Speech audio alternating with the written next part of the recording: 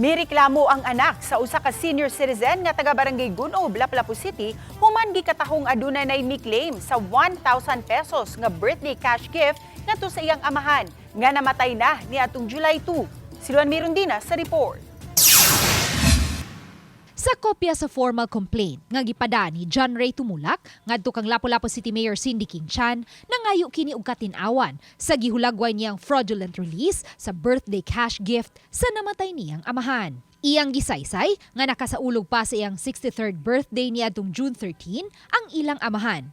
Apan napupos na lang ang buwan sa Hunyo, wa pa mahatag ang tag 1,000 pesos nga birthday cash gift sa mga nag-birthday sa buwan sa Hunyo.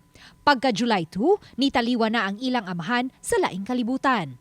Apan kinabilin-bilin kini nga ipa-claim ang iyang 1,000 pesos nga birthday cash gift, busa nagpakisusi siya kabahin niini ngadto sa Office of the Senior Citizens Affairs sa barangay. Apan gisultian siya nga di kini mamahimong maklaim kay patay na ang iyang amahan. Kung nganong sala man ni Papa hinoon nga nag-birthday man siya, buhi man siya nga nag-birthday.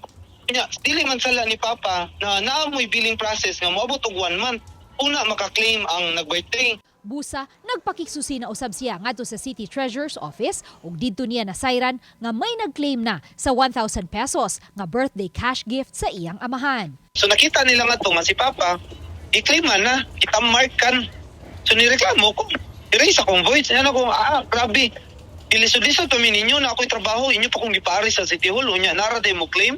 Nunot ni ini, nakahukom siyang ipaabot ang iyang reklamo ngadto sa mayor pinaagi sa usa ka formal complaint. Apan napupos na lang ang panahon nga gisaad sa staff sa Office of the Mayor nga maaksyonan ang iyang reklamo apan wa gihapon siya makadawat og feedback.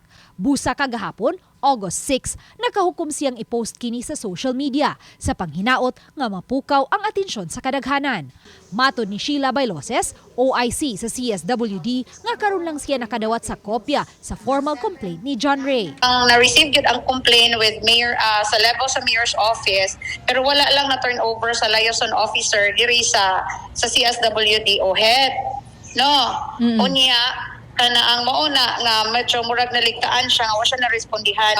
Samtang sa text message nga gipada ni City Treasurer Claire Cabalda, iyang gipasabot nga ang disbursing officer nga na-assign aron pag-distribute sa mga cash gift ni uli man sa tanang mga unclaimed cash gift ug lakip ang kang Mr. Tumulak sa mga unclaimed beneficiaries nga anaa sa maong payroll. Apan matod ni John Ray, Pag uli na ko atong Friday, ihanda ko ang igsuon nga babae nga naa daw mga taga-BMO niadto sa balay. Ihangyo, ihanda nga, sir, iatras lang ang kaso. Ingna si Sir Ma'am. Iyang gignan ako igsuon nga babae.